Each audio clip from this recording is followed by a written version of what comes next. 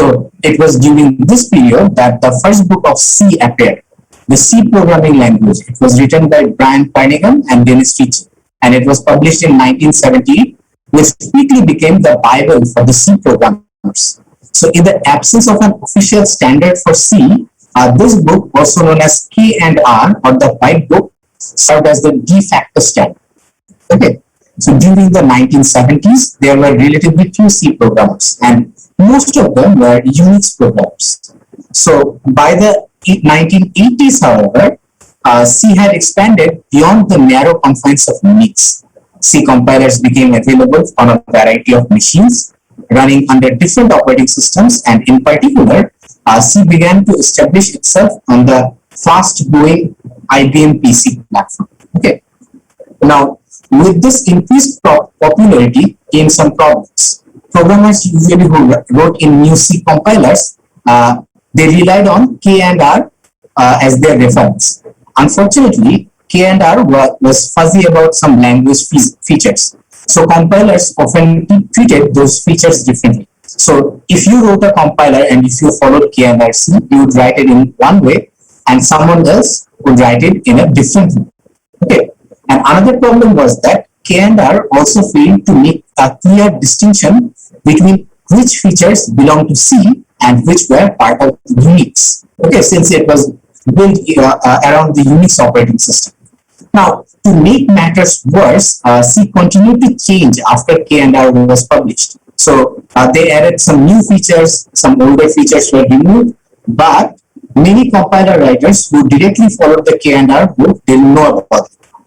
Okay, so the need for a thorough and precise description of the language became apparent. Okay, so the development of a US standard for C began in 1983 under the supervision of this organization called American National Standards Institution, or ANSI, ANSI for short. So after many revisions, the standard was completed in 1988 and was formally approved in 1989. Okay. So in 1990, it was approved by another organization called International Organization of Standards, or ISO. This version of language is usually referred as C89 or C90. Okay, so the original version that was developed by Dennis Ritchie and Ken Thompson is often called the K and R C, and the standardized one is called C89. Okay. So the language underwent several changes in 1995, and more significant changes occurred with the publication of new standard in 1999.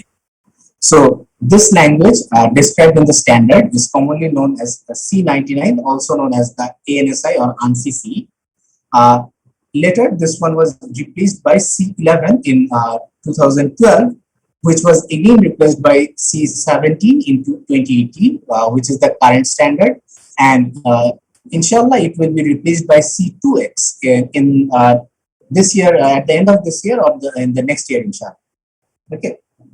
Now, C has had a huge influence on modern day programming languages. So many of which are borrowed heavily from C language. Okay. So for example, C++ includes all the features of C, but adds classes and some other features to support object-oriented programming, which is another paradigm that you will learn in the next semester, inshallah. Java is also based on C++, and it inherits many features of C. C# is a more recent one that derives from both Java and C++. And Perl which was originally a scripting language, over time has grown and adapted many features of C. And same goes for JavaScript that uses syntaxes influenced by C. Okay. Now, yes, 27, any question? What is a scripting language? What is a scripting language? A scripting language is a language that is compiled line by line, and it's specifically used for do some scripting, which you will learn in the future classes. So this is a, how can you call it, self-defining definition. All right. So no problem. You'll learn about JavaScript and other scripting languages in future classes, inshallah. Okay. All right. Now, considering the popularity of newer languages like Python or let's say JavaScript, or if you call HTML or CSS a programming language, that too. So it's logical to ask whether it's worth the trouble to learn C. So I think it is, and for several reasons. First of all, learning C can give you some greater insights into the features of the C-based languages. Programmers who usually learn one of these newer languages first often fail to master the basics that were inherited from C. So that is the first reason. Secondly, there are lots of older C programs lying around, and you may find yourself needing to read and maintain this code. If you go in larger companies, you will see that they have a long history of running their company, and most of them run their backend or a part of it in C. Okay, so there's a possibility that after you graduate, you'll need to learn C. Okay, and if you're someone who's teaching this course like me, of course you'll need to learn C. All right. So the third reason is C is still widely used for developing new softwares, particularly in situations where memory or processing power is limited, or where the simplicity of C is desired. Okay. So in all of these things, you will need C. All right. There are lots of other reasons. I included these three because these are something that I felt during my work. Okay. So that will be all for the history. Any questions regarding what I have covered so far? None. All right. Thank you. So let's move on to our next topic, which one is C fundamentals. So you can consider this one as like this class. What do you call it? So let's say if you go outside and which we rarely do nowadays. So you will find some people holding their books and going like, "Ei boiti kinle apni jante parben." So which loosely translates to something like this: that if you buy this book, you'll learn about all of these things, right? So you can consider this class as that type of book. It's an advertisement of everything that you will learn throughout the course in Sharp. Okay, so we will go them one by one and break it down. Now, in contrast to programs written in some languages, C program requires a very little boilerplate. So what does that mean? It means that a complete program can be as short as a few lines. Now, the first program in the K&R book is extremely short, and it does nothing but write this message, "Hello world." Okay, so we'll go into the details later on. So this is the program, if you can see. This is the program that prints the line "Hello world" inside your console. Okay, so for now, let's try to make a few observations from it. So here, the first line we have #include, then within Angular braces stdio.h.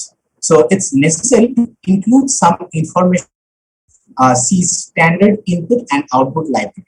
Okay. Now, whatever you want to execute goes inside this thing.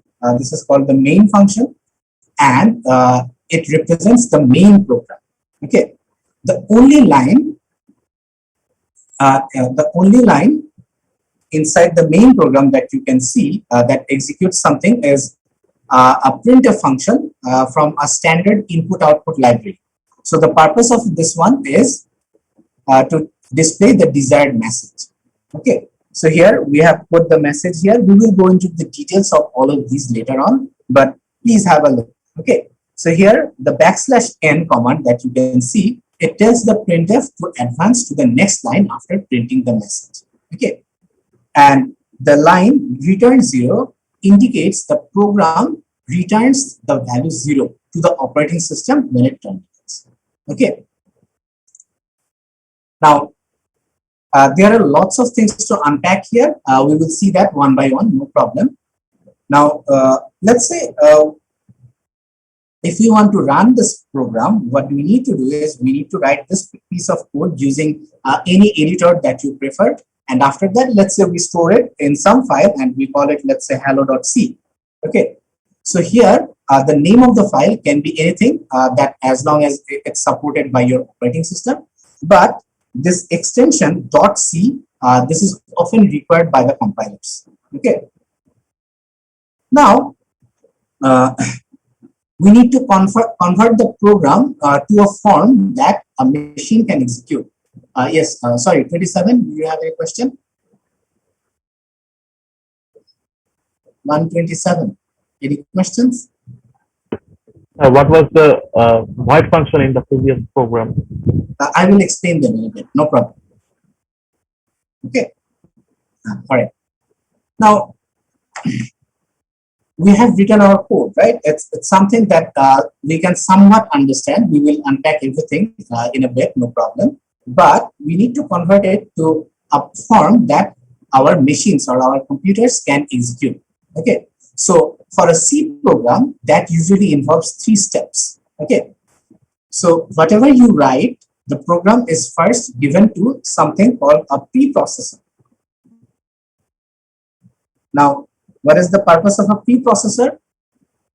Preprocessor usually obeys commands that begins with this hash symbol. Okay, this symbol, and it's also called directives. And the preprocessor is a bit like an editor. It can add things to your program and it can make some modifications. Okay. Then the program modified by the preprocessor goes to something called compilers. Okay. So compiler translates it into machine instructions. So from a language that we can somewhat understand to some set of instructions, also known as the object code, that a machine can understand. The program isn't quite ready to run yet, however. So in the final step, a linker combines the object code produced by the compiler with any additional code. Okay, so this additional code can include library functions like printf that we used in the program. Okay, usually C programs are composed of several parts or modules, as you will see, and these parts can have separate object codes produced by the compiler. And what is the purpose of the linker is it combines all the object codes to create a single executable program. Okay. Now, fortunately, this process is often automated. Okay, so you won't find it too heavy. In fact, the preprocessor is usually integrated with the compiler. So you probably won't even notice it at work. All right. So the commands necessary to compile and link vary from compiler and systems. Under Unix, where C compiler was designed, the compiler is usually known as CC. Okay. Now, to compile and link a program, you write something like this. You write CC, then you write hello.c. Where do you write it? Sorry.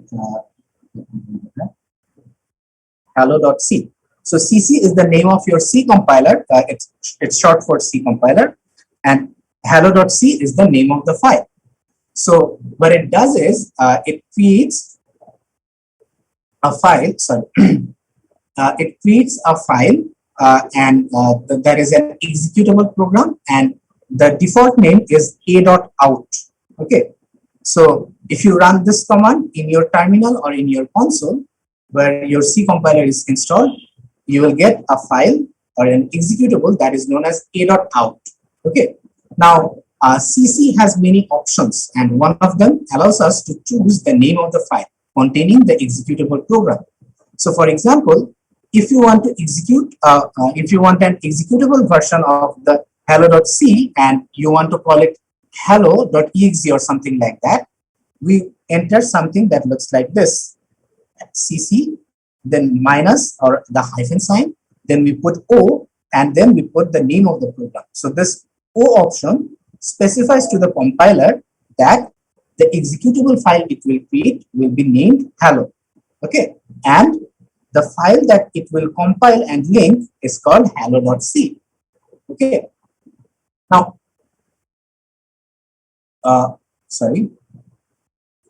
one of the most popular C compilers that we know of today is known as GCC compiler, okay, which is supplied by Linux, and it's available in many other platforms as well.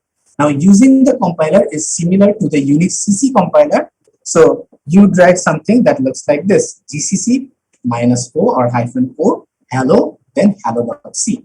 Okay, so that's how you can write a C program and then you can compile and create an executable file. And after that, if you click on the executable file, it will run and it will print your command. Okay, whatever you put inside. So for example, in hello.c, we asked it to print hello world. Okay.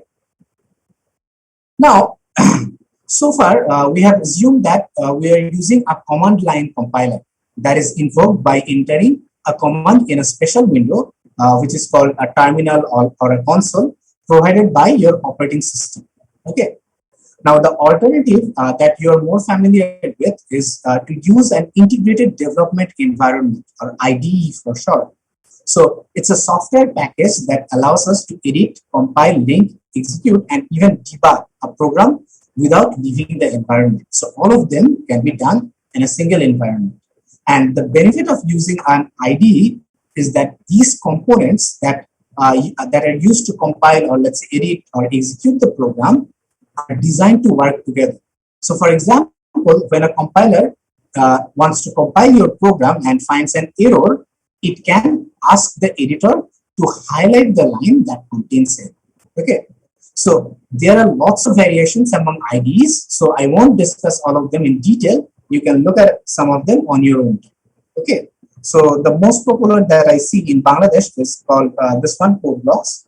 This is used. Then Eclipse has one version of it. Visual Studio Code also has it. CLion and lots of other compilers as well. Okay. So any questions so far? Anyone?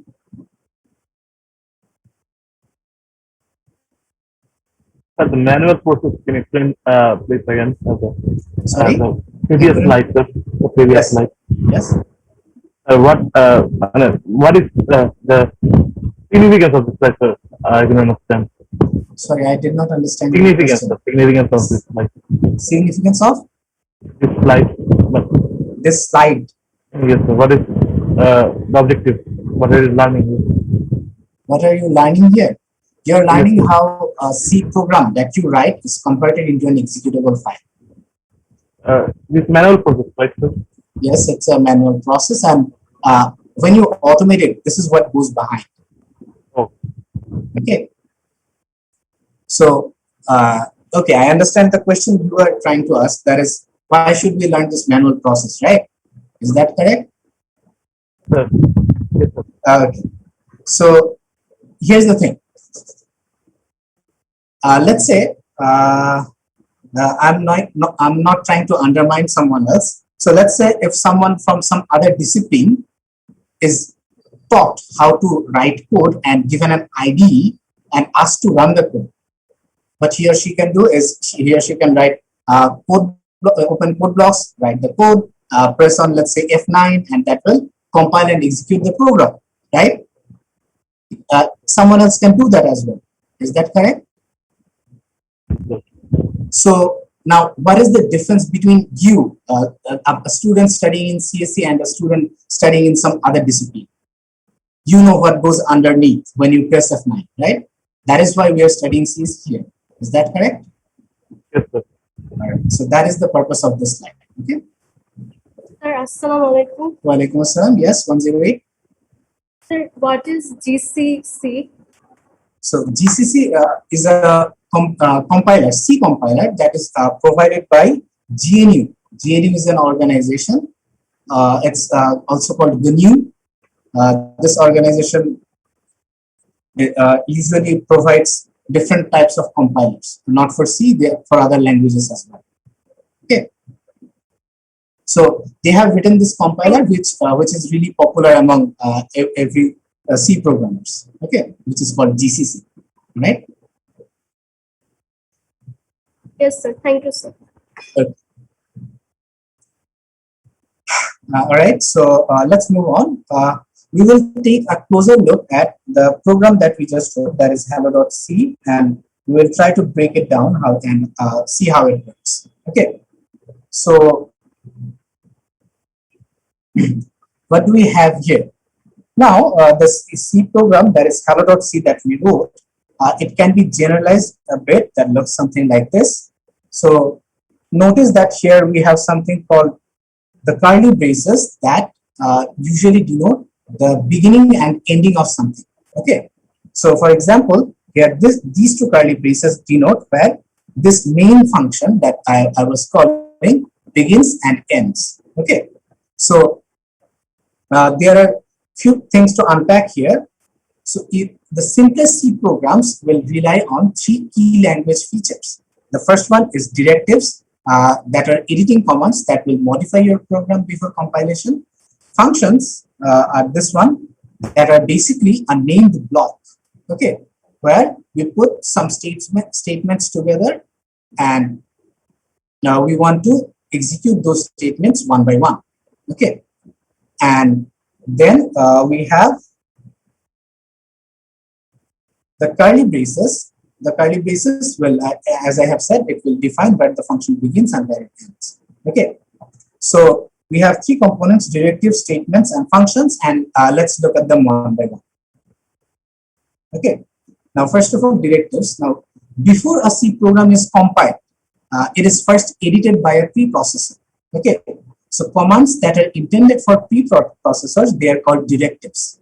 And we will discuss on directives in detail later on. For now, we are only interested on this include directive, this one. Okay. So remember, we had hello.c that began with the line hash include, then angular braces stdio.h. So this directive states that the information that is stored in stdio.h file should be included into the program before it is compiled. Okay, so stdio.c contains the information about C's standard input and output library, and using the directive hash include, we are asking the preprocessor to include everything that is stored in stdio.h file to our program that we are writing. Okay, so this stdio.h is also commonly known as headers, and there are number of headers like stdio.h, and each header contains information about some part of the standard library that is provided by the compiler. Okay, and the reason we are including this stdio.h here is that C, unlike some other programming languages, has no built-in read or write commands. Okay, so the ability to perform the input and output is provided by this standard library function that we used called printf, that helps us to output something, right? For input, we will learn another function, no problem. Now, the properties about directives are they always begin with the hash character. Okay, it separates them from the rest of the program. Usually, they are put on the top of your program, and by default, the directives are one line long, and there is no semicolon or other special marker at the end of a directive. Okay. So then comes the functions. So functions are the building blocks of structured programming. So in fact, in a C program, it's a little more than a collection of functions. Okay. Now, there are two types of functions. Those written by a programmer, that is you guys, which you will write inshallah, and those provided as a part of C's implementation. Okay. So we usually refer to the functions that are provided by the compilers itself as library functions, since they belong to a library of functions that are supplied by the compiler. Okay. Now, the idea of function usually derives from the idea of mathematics. So, for example, let's say if we have a function that looks something like this, f of x is equal to x squared, what it does is it takes some input and it gives us some output, right? So what are the steps involved in mathematics function? What do we have? We have a function, and this x tells that it takes something as input, right? As a value of x. Then it does some processing. So what is the processing? X squared. That means it multiplies the number by itself. And after that, what does it do? It provides some output. Okay. So in parallel, in C, a function is a series of statements that have been grouped together and given a name. Okay. So some functions usually compute values and some of them don't. So a function that computes a value uses the return statement that we saw earlier to specify what value it returns. So for example, a function that adds 1 to its argument might execute the statement that would look like this: return, let's say x plus 1. Okay, so it will take some argument x and then it will add 1 to it and it will return the values, okay, for our use. So although a C program may consist of many functions, only the main function, often written as something like this, int main, and within the parenthesis void, this one is mandatory. Okay, it gets called automatically when the program is executed. Okay, so until we learn how to write other functions that we will learn in the future classes, inshallah, main will be the only function inside our programs. Okay, here the name main, this one is critical and it's case sensitive. That means the name, it cannot be main or it cannot be written as main or something like this or anything other. This name is case sensitive and it's really important because it's the starting point of your program. Okay. Now, since main is a function, does it return a value? Yes, of course, it returns a value. It returns a status code that is given to the operating system. Okay. So, if we unwrap the main function, we will have 3 portions. Okay. First, we have something that is called int, then the main, then within the parentheses, we have void. Okay. So, let's see what each of them does. So, first of all, we have this int. So, this int before the name main denotes that the function will return an integer value. Okay, and the void inside the parentheses, it indicates that main has no arguments. Okay, oftentimes you will see programs where this void is omitted, but here we are including this void to mention that, okay, this main function that we are writing as of now, it will not take any value as input. Okay, it will not take any argument. All right, that's why we use the void here.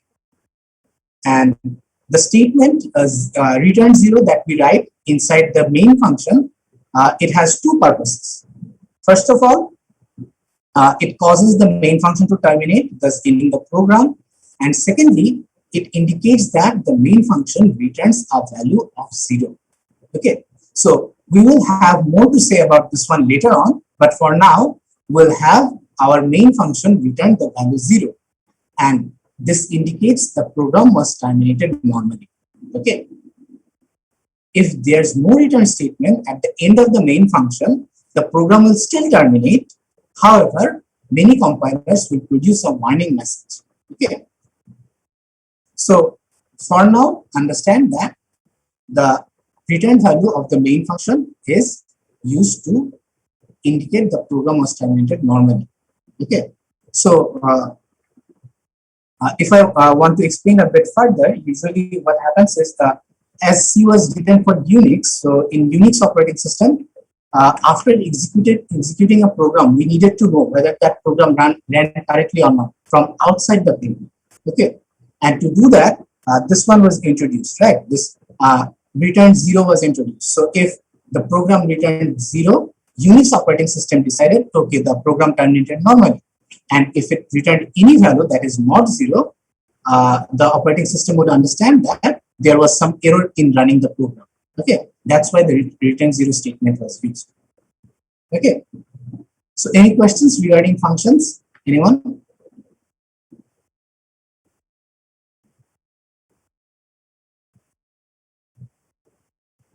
So, sir, would you explain the meaning of the void statement?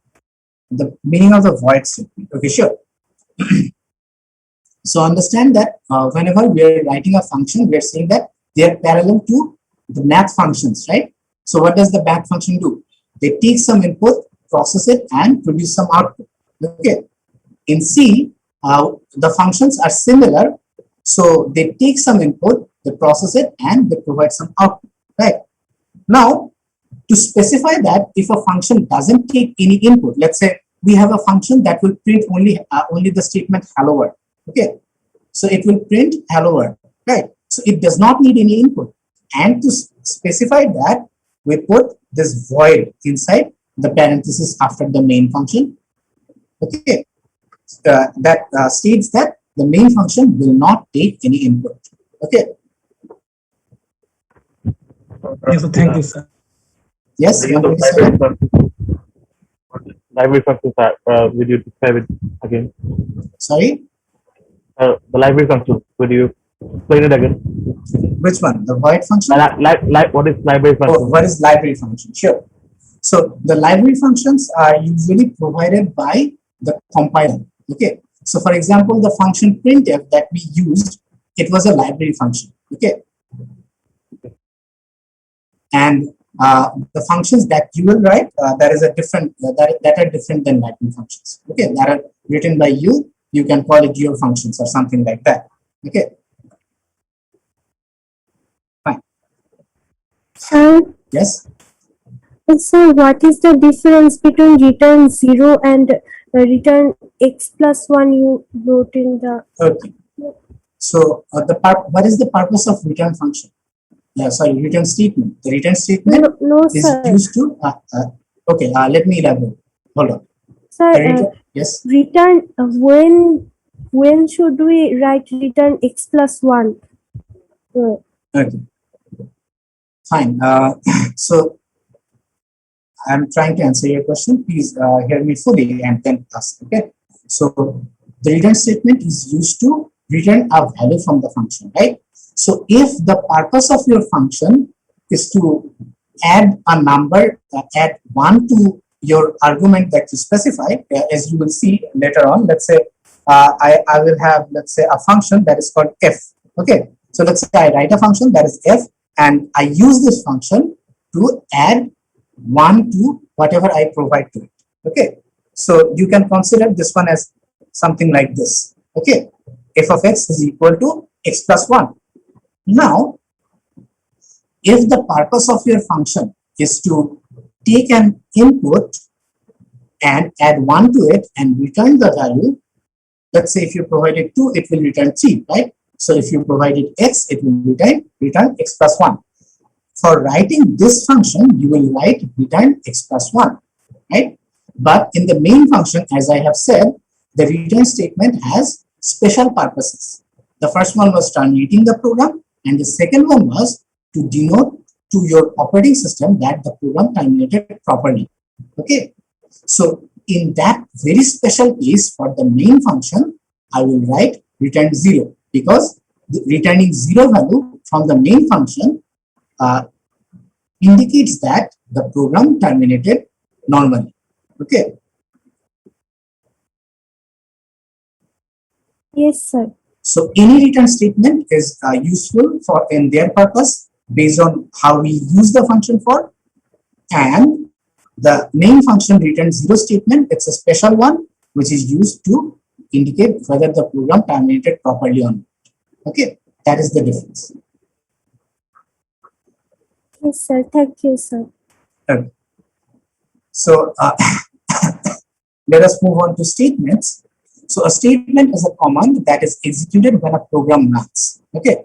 So our program that we wrote, hello.c, it contains 2 kinds of statements. First of all, there was a return statement, and another one was a function call.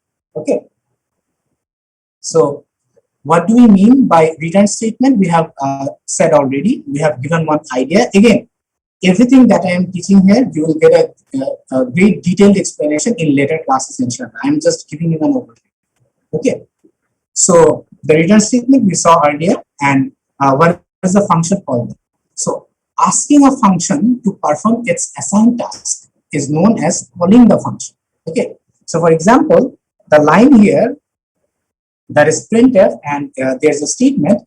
It says that, okay, I am calling the printf function to display a string on my screen. Okay. Now C requires that each statement ends with a semicolon. Okay. And as a good rule, there's one exception. That is the compound statement, which we will encounter later on, where we won't need semicolon after end of each statement. Okay.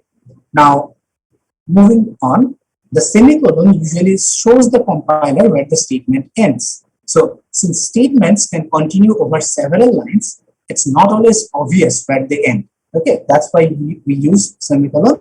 That's how the compiler knows, okay, this statement ends here. Okay. Now, any questions regarding statements?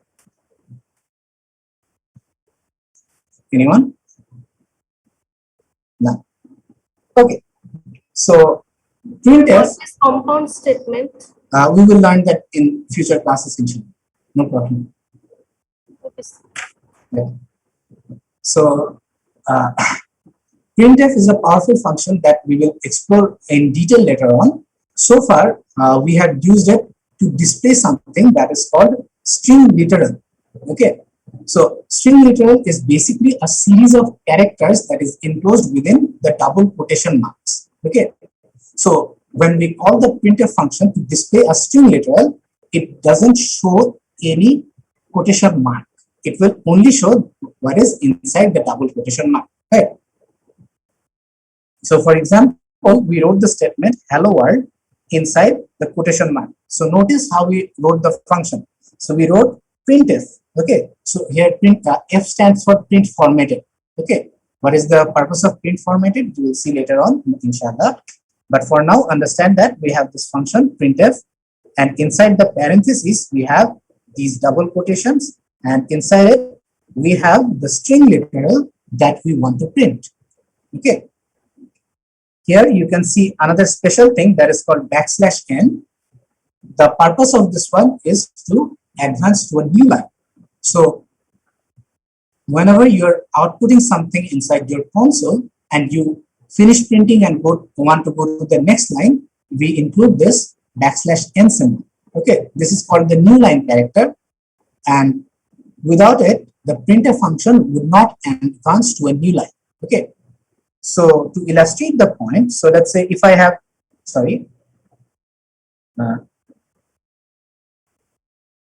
if I have these two statements, I have two printf function calls. Okay, and in each function, what I'm doing, I'm putting this parenthesis, and inside the parenthesis, I'm putting the double quote to specify that, okay, this is a string literal, and inside it, I'm writing hello.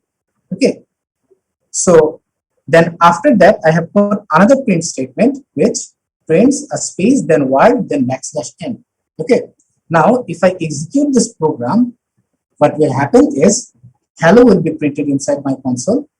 So it will look something like this. And for the next statement, I will print a space and then one. Okay, and then I will move on to a new line. All right. So as you can see, the \n, the purpose of \n is to go to a new line. If I put, let's say, \n here, then I would get this word in a new line. Okay. Everything will be illustrated in the lab, inshallah, no problem. So stick with me. Any questions regarding the printing statement? Will the outputs be spaced automatically? Will the outputs be spaced automatically? No. Actually, you need to provide a separate space. As you can see here, I have put a space. Okay. Sir, why doesn't the printf function print this \n? Because it's a special character. Okay, so as you will see in the future, anything that precedes this \/ symbol is a special character. Okay, \n, then there are \t, \a, lots of other things as well. Okay, even the / is a special command. So \/. Okay, this is a special command. So this is a special instruction for our printf function to move on to a new line. Okay. So what if we want to add a \/ into my printf function? Then I need to put two \/. Okay. So let's say if you want to print \, you will put something that looks like this. Okay. This will specify to the printf function that I want to print \. Right? Did you get it? Yes, sir, I got it.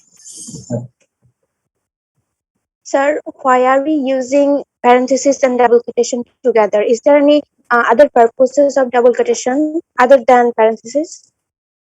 The purpose of using parentheses is to provide it some argument, okay, provide it with some input, okay. So the parentheses usually specifies that, okay, I have a function and I'm providing you with some input. And as you will see, here I am putting a single input. There will be multiple inputs separated by comma, and all of them will be enclosed by a parenthesis, okay.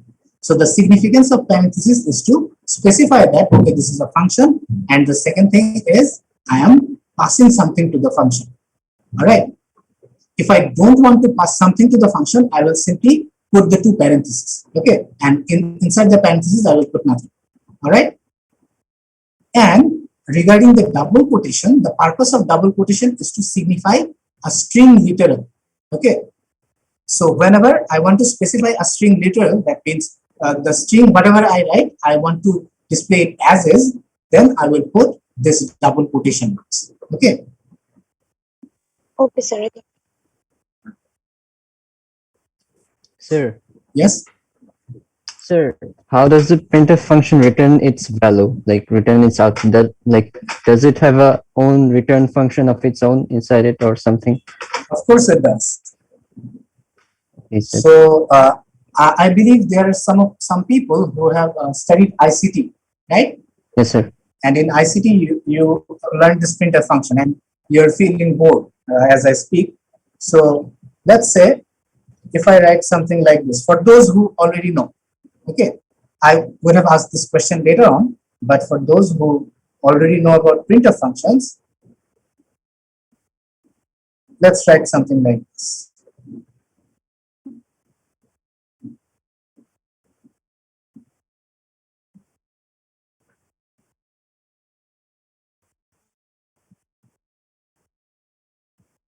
So this one, then this one, then this one.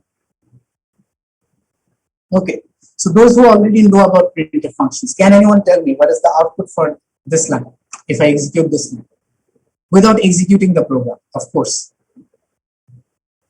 If you execute it, then you'll be cheating, but then I will ask you for the reason. Anyone? Any ideas? Again, this is for those who have already learned about printf functions. Yes?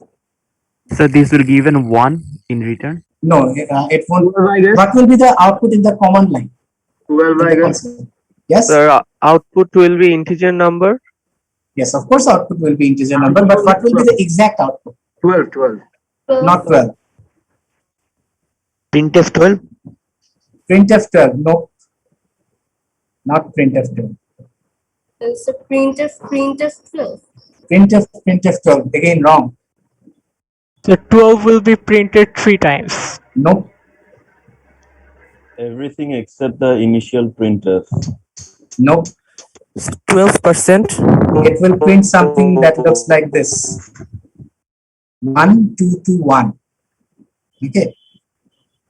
Why? If you execute this one, those who know already, if you execute this one, you will see that this will be the output. Okay. Why is that the case?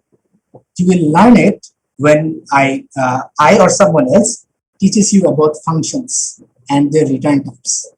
Okay. So a bit spoiler, that is printf is a function and it returns the number of characters printed. Okay. So what happens is this printf function prints 12. Since this is 2 characters, so everything that is here is replaced by 2. So then what happens? This %d prints this 2. And since it printed 1 character, everything here is replaced by 1. And this %d prints this one. Okay. And it also returns 1, but that is unused. Okay. Again, this is a pretty advanced topic. You will learn that learn this one in detail in the functions chapter. And with that, I would like to conclude discussion on printf. Okay, let's move on. Okay. So the hello.c program that we wrote still lacks something important. That's called documentation. Okay. So every program you write should contain information. For example, the program name, the date it was written, or the author and the purpose of the program, and so on and so forth. Okay. Now, this information is usually placed in comments. Okay. So, the purpose of comment is twofold. First of all, sometimes we want to omit some portion of our code. We can use comments for that. You will see that later on. And another portion is documentation. That is, whenever I write a program, let's say if I see it 1 week later, it's really difficult for me to recall what happened. Okay, what did I write, what I was thinking. So what I do is I usually put comments, okay, explaining the line that I wrote, so that in future, if I see the comment, I can understand, okay, this is what was going on through my mind when I wrote the code. Okay. Now, to write a comment, what you do is you start with something that is called / or slash and then star. Okay, this specifies the start of your comment, and the / this one specifies the end of your comment. Okay, so / for the beginning of your comment, / for ending your comment. Okay, so the purpose of comment is the compiler ignores whatever written inside the comment. Okay, but you want to put them because you want to remember, okay, this is what I did in my code. Sometimes they are helpful to explain some of the complicated lines. Okay. Now this comment can appear almost anywhere inside your program, either on a separate line or in the same line as your other program. So here's one example. For example, on the left side, what do we have here? We have this program, and initially we write something like this. So /*, then I write the name of the program, the author, and the purpose. Okay. Then I end the comment with /. Okay. And I can also write it within the line of my statement. So for example, here I have declared the main function, and I have put something like this here. And as you will see, another thing to point, that is, I have omitted the void, writing void here. So this is a common practice. Sometimes people omit the void, but it's good to put a void here. Okay, it signifies that the main function will not take anything as input. All right, but you can leave it empty as well. So here, as you can see, I started with /* and I wrote beginning and //. Very helpful comment. In any case, I hope you will write comments that will be more helpful than this one. All right. So what usually programmers do is they often stylize their comments by putting * before every line. Okay, this is not mandatory, but this helps the comment stand out a bit. Sometimes you'll see programmers put a box of stars around the comment. Okay, that makes it more stand out even more, right? So you can highlight it, right? And the short comment that you see on a line that began with in the same line and ended in the same line are often called the winged comment. Okay, wings, you know. All right, so this is basically the oldest style of writing comment. It's called C89 commenting style. Okay, so when C89 standard was introduced, this type of comment was popular back then. Then we moved on to C99 standard, which introduced a second kind of comment. Okay, which began with 2 adjacent slashes. Okay, so this style of comment ends automatically at the end of a line. Okay, so you don't need to put anything to specify that, okay, there's the end of the comment, right? So what happens is, if you want to create a comment that is 1 line long, you put double slash and you put your comment. Okay, so if I want to do multi-line comments here, what do? We can either use the older comment style of /* then multi-line comment then //, or we can put adjacent slashes at the beginning of each commented line, as you can see here. Okay, so the newer style of this comment has a couple of important advantages. First of all, because a comment ends automatically at the end of the line, there's no chance that an unterminated comment will accidentally consume a part of your program. Okay, so for example, here, as you can see, what happened is, here I put /* Then I started writing my comments, but somehow at the end of my comment here, I forgot to put the / symbol. As a result, what happened is the compiler will think that everything here is a comment. This one is also a comment. This one is also a comment, and this comment ends here. Okay. So the idea here is, if I use this older style of C89 style of comments, there is a possibility that if I forget to end the comment, so a portion of my program that was supposed to carry some comments to the preprocessor and declare the main function has been commented out, right? So this can cause problems, all right? So that is why we usually tend to use the single line of comments, okay? And another purpose is that this style of comment usually stands out better, okay, thanks to the double slash required at the beginning of each line. So you will know that, okay, this is a comment, all right? No matter in which font you will see the code, whether it's printed in black and white, since here it's colored differently, you can understand that, okay, this is a comment. But if it was, let's say, printed in a black and white ink, then it would have been better to understand this type of comment instead of this one, okay? All right, so that will be all for comments. Any question regarding comments? So can we put comments inside statements like inside printf? Inside the printf. Okay, so this is why I said that you can put your comments in almost anywhere. Okay, almost. So here we see some quirky behaviors of C. So in earlier standards, let's say in KNRC, what happened is you could put this comment. So this one, because in earlier C, only this one was available. You could put this one anywhere you want, inside your string literal, inside variable declaration, or whatever you want. Okay. But the later standards, they got rid of this type of things. That is, if you put comment inside your printf function, they will show you some warning or they will show you some error. Okay. Because this type of practice is usually discouraged, and to omit this practice altogether, modern compilers have removed the use of comments inside, let's say, your string literal or inside your variable declaration. Okay. Sir, I have a question. Yeah, sure.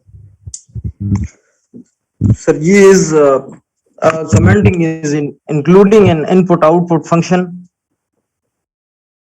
Well, I don't understand your question. Sorry. Sir, actually, I don't understand the purpose of commenting. Okay.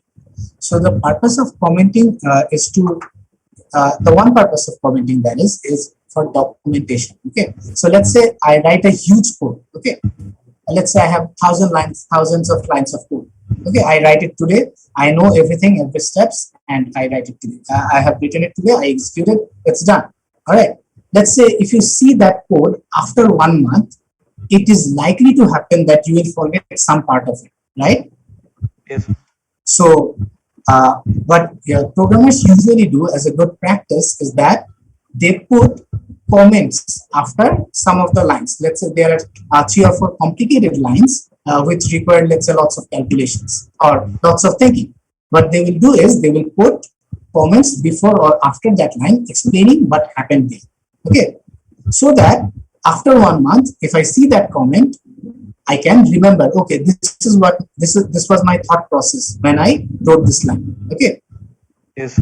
So the purpose is documentation.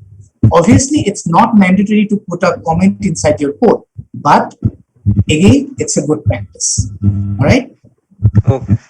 And since we are trying to become a good programmer, we often want you to follow the good practices. All right. So anything else regarding comments? None. All right, so that will be all for today's class. Thank you everyone for joining me. I will stick around for your questions if you have any. If not, then see you in the next class, inshallah. Recording stopped. Thank you, sir. Sir, will we get the slides? Will you get the slides? Do you need the slides? Sir, it will be helpful, I think. Okay, you will get the recorded video, inshallah. I will provide it to the course teacher, whoever joins. I will provide it to them, and he or she can distribute the recording.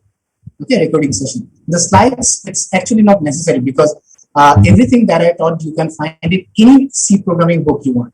Okay. Okay, sir. So usually what happens is whenever I create the slides are basically for me because I often tend to forget to teach things. Right. That's why I prepared the slides, and that's why so that I can show you, okay, this is what I need to do, and sometimes I need to recall. All right. So this is helpful for me. In any case, the teacher that joins, inshallah, from the next week, he or she can distribute the slides with them. All right. Yes. Will you suggest any books? Okay. So regarding the books, there are lots of C books in circulation, and two of the most common books that are taught in Bangladesh is first one is Teach Yourself C by Herbert Shield, and the second one is Programming in ANSI C by Balaguru Swami, as far as I can recall. But what I personally think, Can you please repeat? okay, I will write the book names in the chat. Okay, sir. Thank you.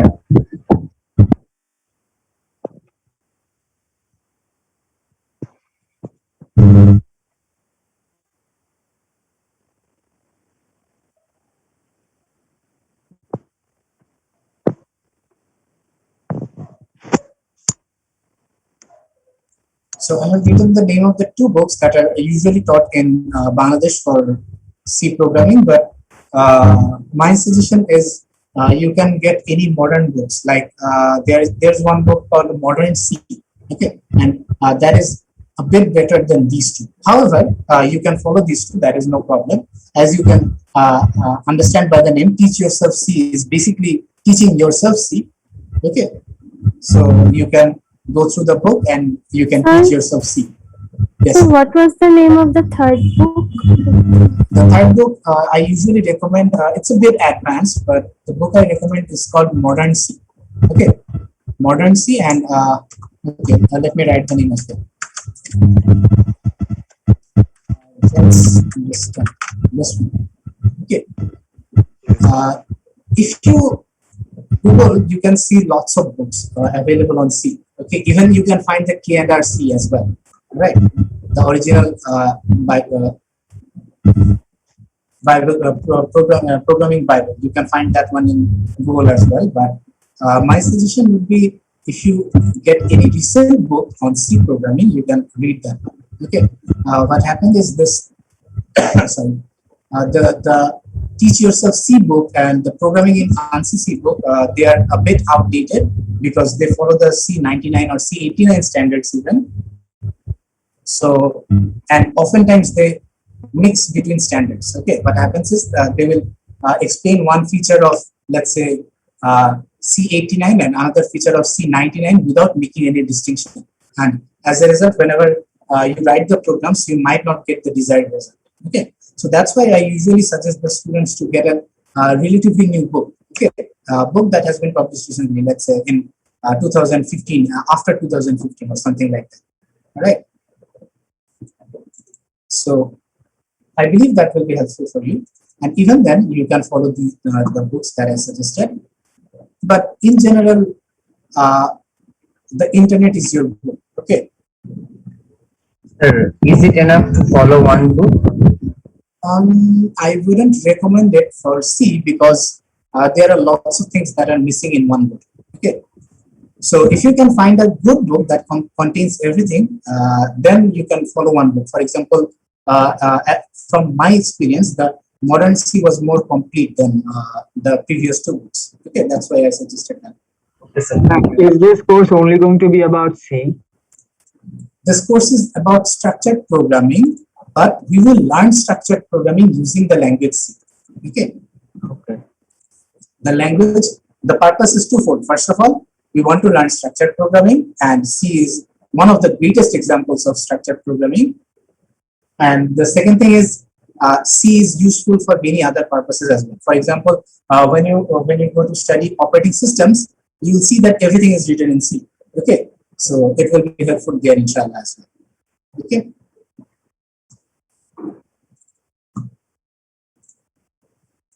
So for those who are interested, there are lots of books in C. So for example, there is one book called C in a Nutshell that is provided by Peter Prince. Then there's Programming in C, a complete book. Then there's a book called Learn C the Hard Way, which I don't recommend as for now.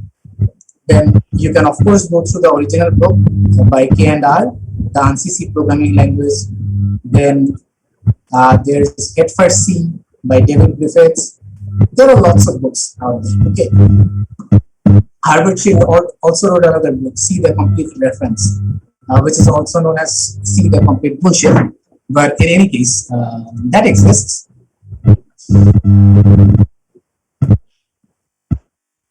Right. Then there are other books as well. Let us see Yashwant Kanetkar, which I don't recommend. Okay. So there are lots of books in C. All right. Then there's one question that I missed from the chat. That is, what are compilers built with? I mean, compiler executes the code or language as a program, but aren't compilers also some program? So are they built with the same? Of course, compilers are built with other programming languages. For example, the initial compiler for C was written in assembly language. Okay. And nowadays there are C compilers that are written in C as well. Okay. Then there are Python compilers that are written in Python. Okay. And Python compilers are also written in C. Python compilers are also written in Java. Okay. So compilers are also programs which are written using another programs. Okay. Should we use code block as compiler? Okay. So understand that using an IDE of code blocks or whatever you prefer, it's not a bad practice. It gives you all things at once and it automates lots of stuff. But my suggestion is initially at least learn how to compile your code using the console. Okay, using the terminal, using your command line, whatever you have. Okay, you can use code blocks eventually, no problem, but at least learn the basics because that's what differentiates you from the rest of the disciplines, as I have mentioned earlier. So what happens is, let's say if you go for a job interview and someone asks how you compile a C program and your answer is I press F9, then they will directly reject you there. Okay. So make sure you understand the underlying things that are going on. Okay. And then you can use the any IDE you prefer, let it be code blocks or anything. Even I use code blocks sometimes, okay, because it's really convenient. All right. I hope I answered your question. Anything else?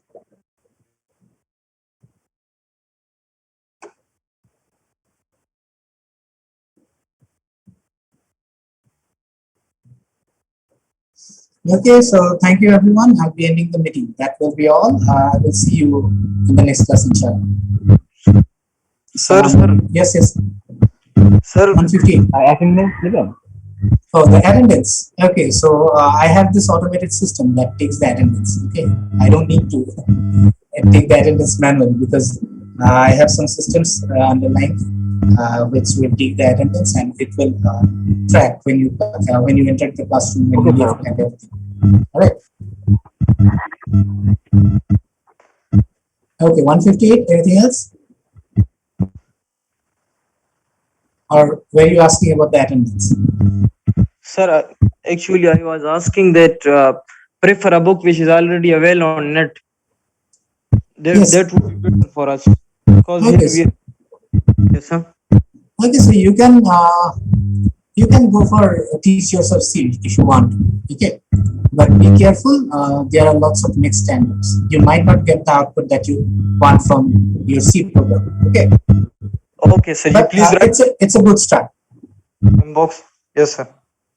The I name wrote of the name of the book inside in the chat. If you can check. yes, sir. Okay. We usually teach the third edition of this book. Yes, sir. So if you can collect it from the internet, you can go through them. What will happen is your course teacher will provide you the actual book. Okay, or at least he will give you the digital copy of it. Right. So don't worry about buying a book right now. If you want to, you can, of course. But if you want to wait for a PDF, you can collect it from your course teacher. No problem. Okay, sir. Thank you so much. All right, thank you. That will be all. See you next class, inshallah. Assalamu alaikum. Alaikum salam. Allah is Sajid.